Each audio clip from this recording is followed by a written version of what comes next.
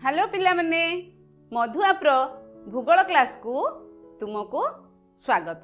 अच्छा पूर्व क्लास रे आमे पढ़ी नदी विषय रे उत्तर भारतर नदी विषय रे तुमे केते मन रखिछ देखिबा।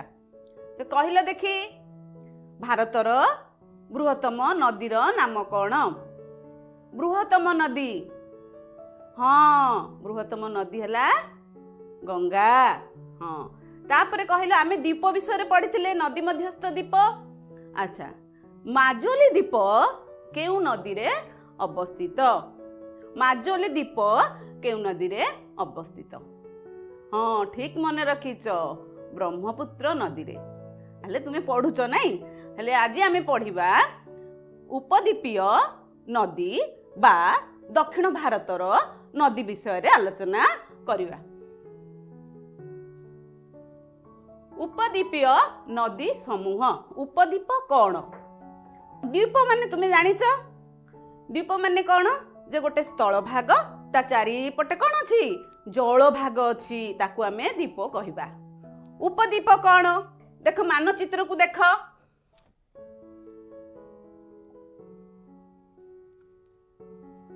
स्थल भाग अछि तार तीन पटे जल भाग अछि। देख ये बंगोपसागर बे बेंगल लिखाई, आरब सागर एवं भारत महासागर मझिरे स्थल भाग, एहाकू उपद्वीप कहिबा। उपद्वीप रे थिबा नदी, उपद्वीप रे नदी कौन देख लिखाई? नर्मदा, ताप्ती, गोदावरी, कृष्णा, एगुड़िक विषय रे आज आमे पढ़िबा। उपद्वीप नदी समूह कौन लिखाई देख? पश्चिम घाट पर्वतमाला उपद्वीपीय भारतर मुख्य जल विभाजिका पश्चिम घाट पर्वतमाला कोठी? देख ए अंचल है भारतर पश्चिम दिगरे पश्चिम घाट पर्वतमाला, ये मुख्य जल विभाजिका रूपे काम करे। एथिरु अनेक नदी दक्षिण भारतर बाहरी। तेणु से नदी गुड़िक कौन देख? गोदावरी, कृष्णा, कावेरी। पश्चिम घाट पर्वतमाला पश्चिम उपकूल समांतराल भाव में उत्तर दक्षिण, पश्चिम उपकूल एटा हला पश्चिम उपकूल, समांतराल भाव में उत्तर दक्षिण, उत्तर उपर भाग उत्तर दक्षिण, समांतराल भाव में पर्वत श्रेणी रही। उपद्वीपीय मुख्य नदी गुड़िक कौन देख? महानदी, गोदावरी, कृष्णा, कावेरी, एगुड़िक सबू नदी गुड़िक। एथि मध्यरु प्राय सबु नदी आमर बंगोपसागर रे पड़िछि। दुईटी मुख्य नदी हला नर्मदा, ताप्ती। ए दुईटी होउछि कोठी पड़िछि ना आरब सागर। एटा नर्मदा एवं ताप्ती आरब सागर रे पड़िछि। एगुड़िकर मुहाण जुआरिया। उपद्वीप नदी गुड़िकर अववाहिका उत्तर भारतीय नदी तुलन में आकार रे छोट। उत्तर भारतर जो बड़ बड़ नदी प्रवाहित होइछि, गंगा नदी, ब्रह्मपुत्र नदी, तार अववाहिका बड़, किंतु दक्षिण भारतर नदीर अववाहिका गुड़िक तुलनात्मक सान।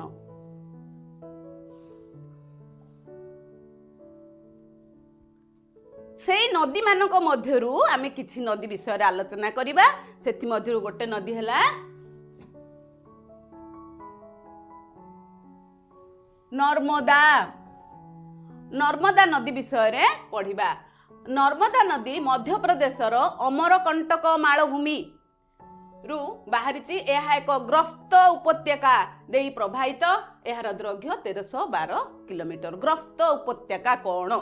ग्रस्त उपत्यका हला गोटे उच्च भूमि अछि बा मालभूमि अछि बा पार्वत्य अंचल अछि, कौनसी कारणवशत तार मझी भाग ता ऊपर चाप हो बा पृथ्वीर चलन हो से कौन हला दबी गला।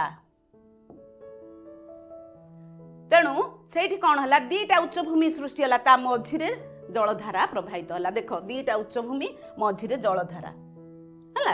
ए दीटा उच्च भूमि गोटे हला सातपुरा आ गोटे हला विंध्य, ता मध्य देई नर्मदा नदी प्रवाहित।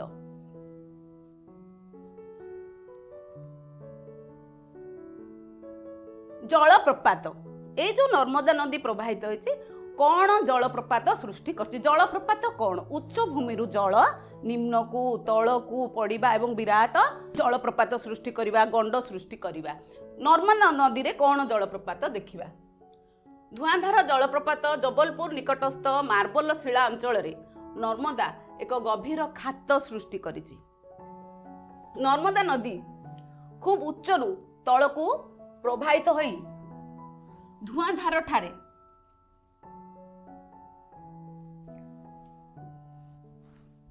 ଏକ ଜଳପ୍ରପାତ ସୃଷ୍ଟି କରିଛି। ନର୍ମଦା ନଦୀର ଉପନଦୀ ଗୁଡ଼ିକ ଦୈର୍ଘ୍ୟ ଖୁବ୍ କମ୍ ଏବଂ ସେଗୁଡ଼ିକ ପ୍ରାୟ ସମକୋଣରେ ମିଳିତ ହୋଇଛନ୍ତି।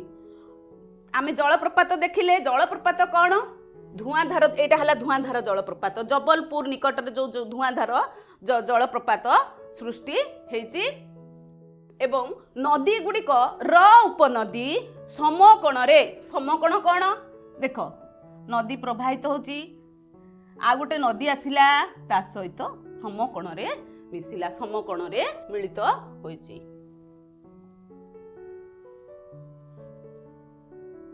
କେଉଁ ଅଞ୍ଚଳକୁ ଜଳ ଯୋଗାଏ? ନର୍ମଦା ନଦୀ କେଉଁ କେଉଁ ଅଞ୍ଚଳ, କେଉଁ କେଉଁ ରାଜ୍ୟ ଦେଇ ପ୍ରବାହିତ, କେଉଁ କେଉଁ ଅଞ୍ଚଳ ଜଳ ତାର ବ୍ୟବହାର କରନ୍ତି? ସେଥିମଧ୍ୟରୁ ହେଲା ମଧ୍ୟପ୍ରଦେଶ, ମହାରାଷ୍ଟ୍ର, ଗୁଜୁରାଟ।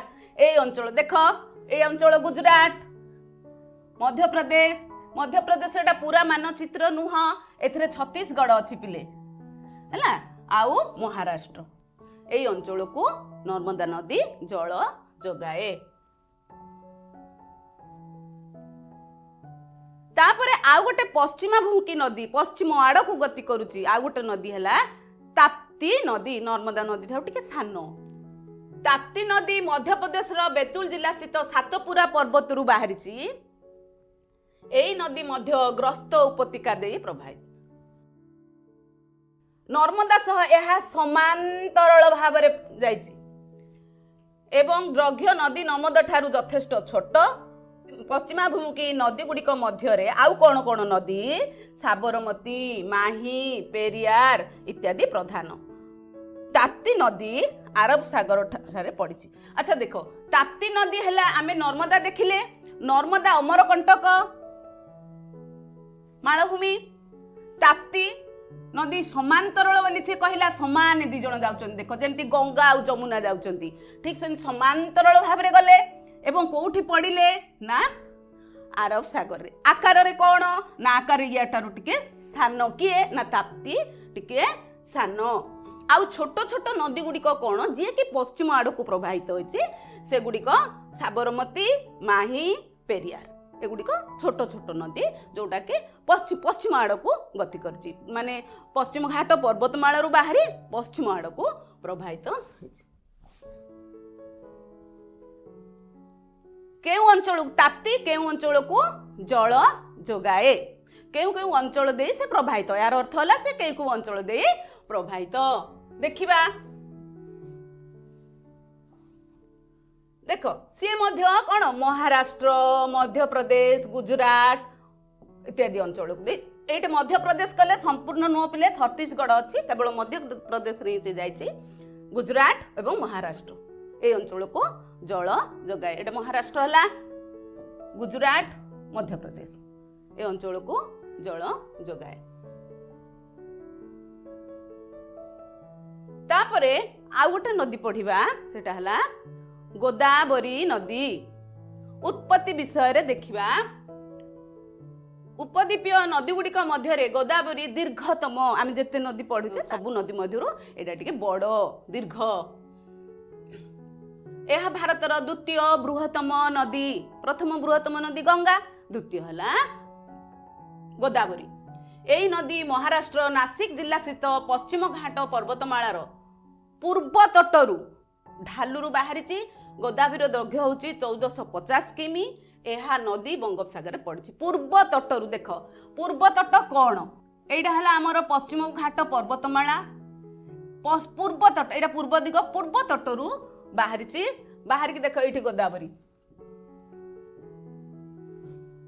ବାହାରି ପଶ୍ଚିମ ଘାଟ ପର୍ବତମାଳାର ନାସିକ ଜିଲ୍ଲା ସ୍ଥିତ ପଶ୍ଚିମ ଘାଟର ପୂର୍ବ ତଟରୁ ବାହାରିଛି। ପଡ଼ିଛି କୋଉଠି? ବଙ୍ଗୋପସାଗରରେ ପଡ଼ିଛି। ଦୈର୍ଘ୍ୟ କେତେ? 1450 କିଲୋମିଟର। ଉପନଦୀ କ'ଣ? ଏହା ସହିତ କୋଉ କୋଉ ଛୋଟ ଛୋଟ ନଦୀ ଆସି ଆକୁ ଜଳ ଯୋଗାଉଛି? उपनदी गुड़िक है पूर्णा, वार्धा, प्राणहिता, इंद्रावती, मंजारा, वाई गंगा, पेन गंगा है।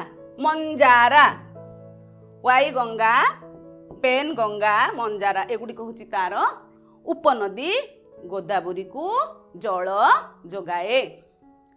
एहार द्रव्य विस्तृत दृष्टि गोदावरी को दक्षिणर गंगा बोली कहुए। दक्षिण गंगा कौन? उत्तर भारत में गंगा हूँ सबुठारु बृहत्तम दीर्घतम नदी। सेमती दक्षिण भारत में सबुठारु बड़ आ दीर्घ नदी हूँ गोदावरी। तेणु ता नाटी दिखाई दक्षिण गंगा। या वृद्ध गंगा मध्य कहुए।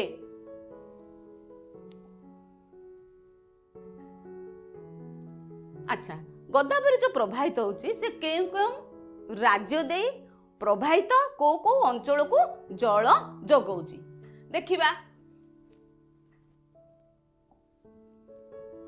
केउ केउ अंचल को जल जगाए? महाराष्ट्र, नासिक रु बाहरी महाराष्ट्र, छत्तीसगढ़, ओडिशा, तेलंगाना, आंध्र प्रदेश।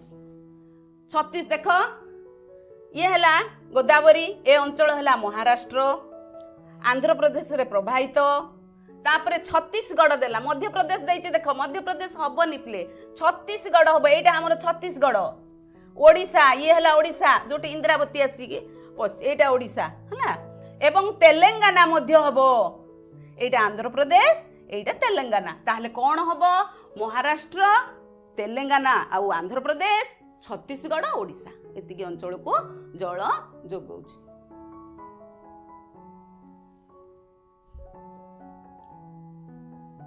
तापर पढ़िबा कृष्णा नदी। कृष्णा नदी होची उत्पत्ति से पश्चिम घाट पर्वतमाला उत्पत्ति। अच्छा, कोठू बाहर देखिबा महाराष्ट्र महाबलेश्वर निकटस्थ एक झरणारू बाहरी कृष्णा नदी प्राय 1300 किमी गति कला परे कोठी पड़िची ना बंगोपसागर रे पड़िची। नागार्जुन सागर डैम एही नदी उपरे निर्मित होईची। अच्छा देख, एठी हमें कृष्णा नदी देखिले, ए जो ब्लू गारटा देखुच एडा हला कृष्णा नदी। कोठू बाहरला? एडा हला पश्चिम घाट पर्वतमाला। पश्चिम घाट पर्वतमाला रु बाहरी कोठी पड़िची ना एटा बंगोपसागर। बंगोपसागर रे पड़िची। द्रव्य केते ना 1300। एथिरे सृष्टि होइथिबा डैम नदीबंध, नदीबंध हला नागार्जुन सागर डैम। उपनदी कौन? एई नदी को केउ नदी जल जोगाए? सी हला तुंगभद्रा। देख एठी एटा तुंगभद्रा। तुंग गोटे छोट नदी, भद्रा गोटे छोट नदी। दु जण मिसी गला परे एठी दु जण मिसिचंती, मिसला परे तुंगभद्रा हैला। कोयना, घटप्रभा, मुसी, मुसी हैदराबाद एपट अंचल रु आछि बुझिल। ए सब नदी गुडी को कृष्णा नदी को जल। भीमा, ये हला भीमा। भीमा ए उपनदी गुडी को कृष्णा नदी को जल जोगाए।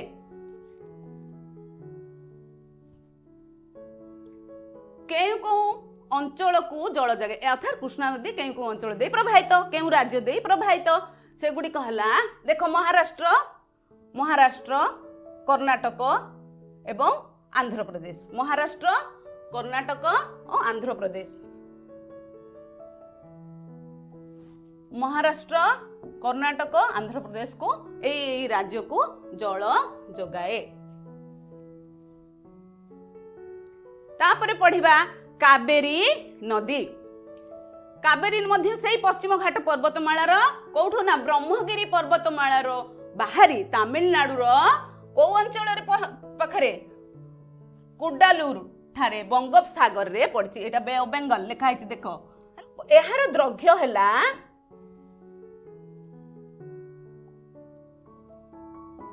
765 किमी। एथिरो उपनदी ए नदी को किए जल जगौची? ए कहला अमरावती, भवानी, हेमवती, कबिनी ए सब नदी कावेरी नदी को जल जगौची। केउ केउ अंचल को जल दे अर्थात ए नदी केउ केउ राज्य दे प्रवाहित। ए कहला कर्णाटक केरल तामिलनाडु अंचल को जल जगाए। एथिरे नदीबंध कौन होइछि मेटूर ठारे मेटूर होछि तामिलनाडु रे अवस्थित एक जल नदीबंध अछि एवं कावेरी नदी सज्जार अवस्थित शिव समुद्रम होछि जल प्रपात कोठी एटा जे एटा होछि कर्णाटक। एथिरे उत्पन्न जल विद्युत शक्ति महाराष्ट्र बेंगलुरु कोलार सुनाखणी को विद्युत शक्ति जगाए। ये हला हमर देखो मेटूर डैम एटा हला शिव समुद्रम कावेरी नदी ऊपर थिबा जल प्रपात ना शिव समुद्रम। द्वितीय बृहत्तम जल प्रथमटा होछि कैम्पटी सेटा होछि उत्तराखंड रे अवस्थित।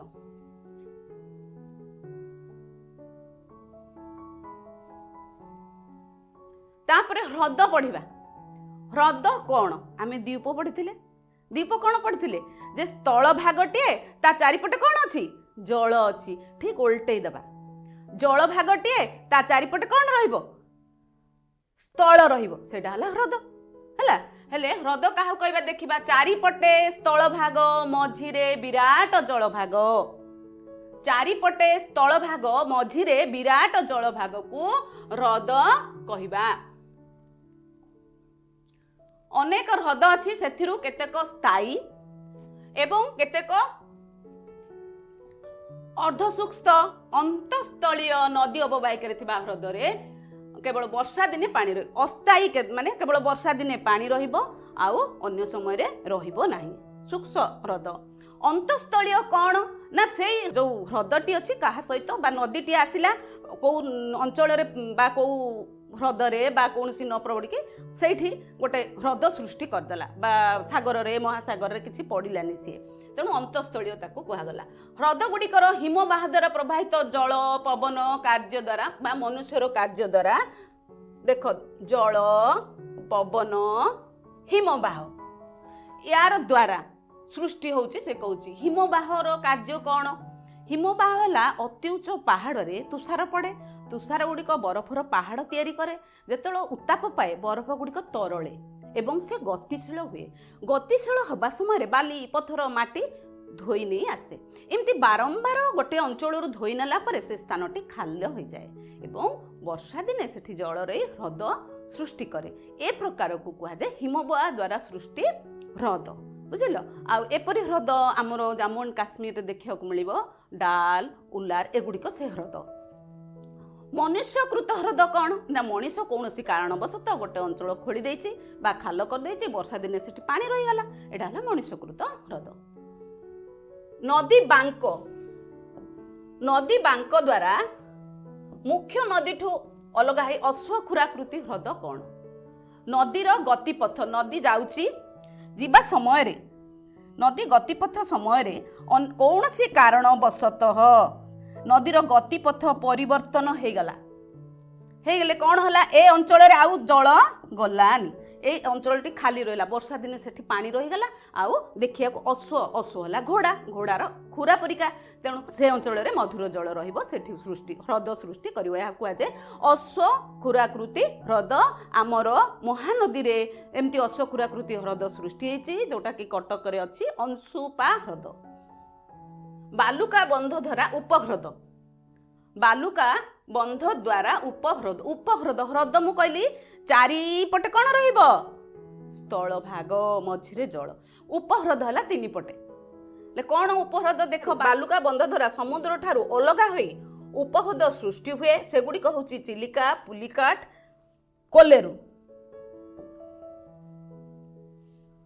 चिलिका अर्थात समुद्र ठारू बाली द्वारा समुद्र ठारू अलगा हेथिबो एवं एगुड़िक प्रायतः समुद्र जल मिसिकी लुणी ह्रद सृष्टि ए ह्रद आमर ओडिशा रे मध्य अछि चिलिका एक उपह्रद ह्रद नुह सेमती आउ कौन जे पुलिकाट ए सब उपह्रद बालुका बंध द्वारा समुद्र ठारू एमाने अलगा हेथांती। तापर अंतस्थलीय नदी सज्जार सृष्टि संबर ह्रद अंतस्थलीय माने नदी आसिला कौनसी ह्रदरे बा कौनसी सागर रे बा महासागर रे पड़िलानी सेठी स्थल भाग रे ही गोटे ह्रद सृष्टि करदेला सेमती होची संबर ह्रद लुणिया ह्रद। এই জଳ ଏଥିରୁ ଲୁଣ ମରାଯାଏ। ରାଜସ୍ଥାନରେ ଏହି ହ୍ରଦ ଅବସ୍ଥିତ। ଦେଖ ଆମେ ଚିଲିକା ପଢିଲେ ଉପହ୍ରଦ ଏବଂ ଏ ହେଲା ସମ୍ବର ହ୍ରଦ, ଅନ୍ତଃସ୍ଥଳୀୟ ହ୍ରଦ, ସମ୍ବର ହ୍ରଦ, ଯୋଉଠିକି ଲୁଣ ମରାଯାଏ। ଏଠୁ ମଧ୍ୟ ଲୁଣ ମରାଯାଏ, ମାଛ ମରାଯାଏ।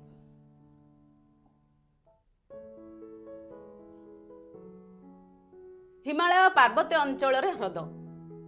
ହିମାଳୟ ପାର୍ବତ୍ୟ ଅଞ୍ଚଳରେ ଅନେକ ହ୍ରଦ ଅବଶ୍ୟ ଏଗୁଡ଼ିକ ହିମବାହ ଦ୍ୱାରା ସୃଷ୍ଟି। ଖାଲୁଆ ଅଞ୍ଚଳ ପରବର୍ତ୍ତୀ ସମୟରେ ଏଗୁଡ଼ିକ ଜଳଭର୍ତ୍ତି ହୋଇ ହ୍ରଦ ସୃଷ୍ଟି ହୋଇଛି। ସେଗୁଡ଼ିକ ହେଲା ଜାମ୍ମୁ କାଶ୍ମୀରର ଉଲାର ହ୍ରଦ, ସବୁଠାରୁ ବଡ଼ ମଧୁର ହ୍ରଦ ଭାରତର। ଏହା ଭାରତର ବୃହତ୍ତମ ମଧୁର ହ୍ରଦ। ଆଉ କ'ଣ କ'ଣ ହ୍ରଦ ଅଛି ଦେଖିବା। ଉତ୍ତରାଖଣ୍ଡର ନୈନିତାଲ, ମଣିପୁରର ଲୋକଟକ, ମେଘାଳୟର ବରାପାଣି ଇତ୍ୟାଦି ହ୍ରଦ ମଧୁର ଜଳପୂର୍ଣ୍ଣ, ଲୁଣି ନୁହଁ, ମଧୁର ହ୍ରଦ। ପ୍ରାକୃତିକ ହ୍ରଦ ବ୍ୟତୀତ ନଦୀ ଶଯ୍ୟାରେ ନଦୀ ବନ୍ଧ ନିର୍ମାଣ କରି ହ୍ରଦ ସୃଷ୍ଟି କରାଯାଏ। ଗୁରୁ ଗୋବିନ୍ଦ ସାଗର, ଭାକ୍ରା ନଗର ନଦୀବନ୍ଧ ଯୋଜନା ସତଲେଜ ନଦୀରେ ସୃଷ୍ଟି। ଅର୍ଥାତ୍ ଏ ମଧ୍ୟ ଗୋଟେ ହ୍ରଦ ଯେ ନଦୀ ବନ୍ଧ ମାନେ ନଦୀକୁ ଅଟକେଇକି ବନ୍ଧ କରିକି ହ୍ରଦ ମଧ୍ୟ ସୃଷ୍ଟି କରାଯାଏ। ସେମିତି ହ୍ରଦ ହେଲା ଗୁରୁ ଗୋବିନ୍ଦ ସାଗର, ଯୋଉଟାକି ସତଲେଜ ନଦୀ ଉପରେ ସୃଷ୍ଟି ହେଇଛି।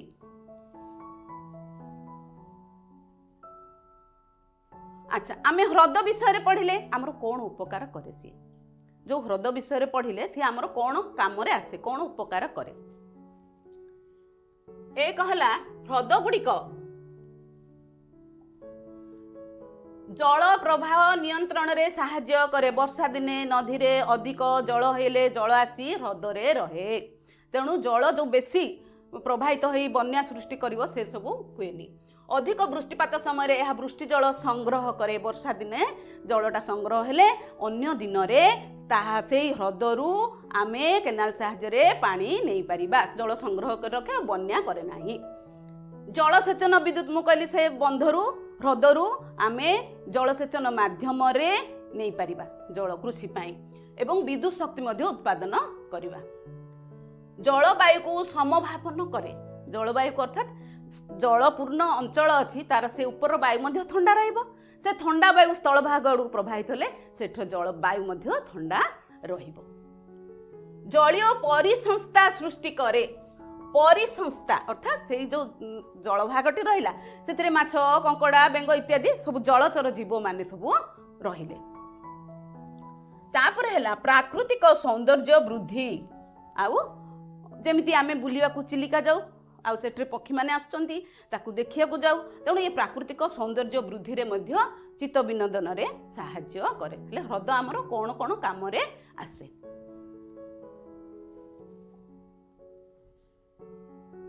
ଆଜି ଯାହା ପଢିଲେ ଆମେ କ'ଣ ଶିଖିଲେ, କ'ଣ କ'ଣ ଜାଣିଲେ, କୋଉ ବିଷୟରେ ଆମେ ଜାଣିଲେ? ଏକ ହେଲା ଉପଦ୍ୱୀପୀୟ ନଦୀମାନଙ୍କର ଉତ୍ପତ୍ତି ଓ ସେମାନଙ୍କ ଉପନଦୀ। ଉପଦ୍ୱୀପୀୟ ନଦୀ ଯେମିତି ଆମେ ପଢିଲେ ପ୍ରଥମରୁ ନର୍ମଦା, ତାପ୍ତି, ଗୋଦାବରୀ ଏସବୁ ବିଷୟରେ ଜାଣିଲେ, ତାର ଉପନଦୀ ବିଷୟରେ ଜାଣିଲେ। ଦ୍ୱିତୀୟଟି ହେଲା ବିଭିନ୍ନ ନଦୀରେ ଥିବା ଜଳପ୍ରପାତ। ଜଳପ୍ରପାତ ଯେମିତି ଆମେ ପଢିଲେ ଧୂଆଁଧାର ଜଳପ୍ରପାତ ବିଷୟରେ ଜାଣିଲେ, ଏମିତି ଜଳପ୍ରପାତ ବିଷୟରେ ଜାଣିଲେ। ଭାରତର ବିଭିନ୍ନ ହ୍ରଦ, ଏହାର ଉପକାରିତା। ହ୍ରଦ ଚିଲିକା ହ୍ରଦଠୁ ଆରମ୍ଭ କରି ଡାଲ, ଉଲାର ଇତ୍ୟାଦି ହ୍ରଦ ବିଷୟରେ ଜାଣିଲେ। ବିଭିନ୍ନ ଉପହ୍ରଦ। ଉପହ୍ରଦ କ'ଣ ଯେ କହିଲେ ତିନି ପଟେ ସ୍ଥଳ ଭାଗ ଥିବ ଆଉ ଗୋଟେ ପଟେ ଜଳ ସହିତ ସଂଯୁକ୍ତ ହେଇଥିବ। ୟା ବିଷୟରେ ଆମେ ଧାରଣା ପାଇଲେ। ଆଜିର ପାଠରୁ ଏଇ ବିଷୟରେ ଆମେ ଧାରଣା ପାଇଲେ। ଆଜି ଆମେ ଯାହା ପଢିଲେ ତୁମେ କେତେ ମନେ ରଖିଛ? କିଛି ପ୍ରଶ୍ନ କରିବା। ଦେଖିବା, 1 ନମ୍ବର ହେଉଛି ସମ୍ପର୍କ ସ୍ଥାପନ କର। ଚିଲିକା ଯଦି ଲୁଣି ହ୍ରଦ, ଉଲାର ହ୍ରଦ କ'ଣ? ଅର୍ଥାତ୍ ଚିଲିକାର ପାଣି ଯଦି ଲୁଣି, ଉଲାରର ପାଣି କ'ଣ? ହଁ, ମଧୁର।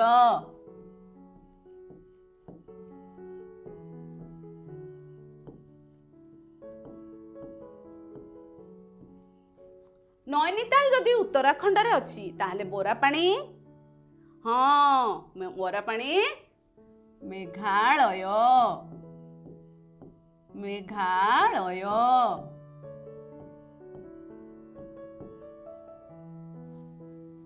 ତାପ୍ତି ନଦୀ ଯଦି ଆରବ ସାଗରରେ ପଡିଛି, କାବେରୀ ନଦୀ କୋଉଠି ପଡିଛି କହିଲ? ହଁ, କାବେରୀ ନଦୀ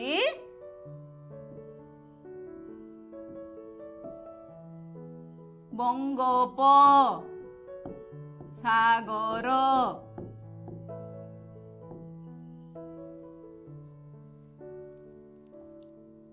ଆଉ କିଛି ପ୍ରଶ୍ନ ଦେଖିବା। ଶୂନ୍ୟ ସ୍ଥାନ ପୂରଣ କର। ଦେଖିବା କେତେ ମନେ ରଖିଛ। କ ହେଲା ଗୁରୁ ଗୋବିନ୍ଦ ସାଗର ଡେସ୍ ନଦୀ ଶଯ୍ୟାରେ ଅବସ୍ଥିତ। କେଉଁ ନଦୀ ଶଯ୍ୟାରେ? ନଦୀର ନାଁ। ହଁ ଠିକ ମନେ ରଖିଛ, ସତଲେଜ।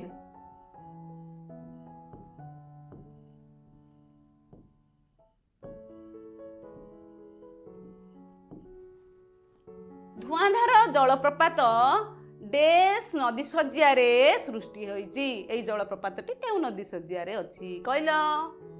ହଁ, ନର୍ମଦା।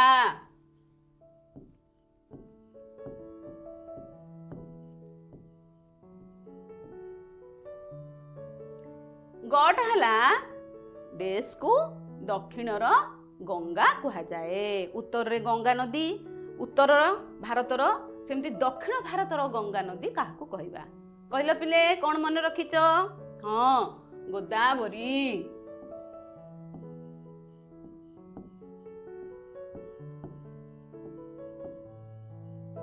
ଗୋଦାବରୀ ନଦୀକୁ ଦକ୍ଷିଣର ଗଙ୍ଗା କୁହାଯାଏ। ତାହେଲେ ପିଲାମାନେ ଆଜି ପାଇଁ ଏତିକି। ଧନ୍ୟବାଦ। ବାଏ।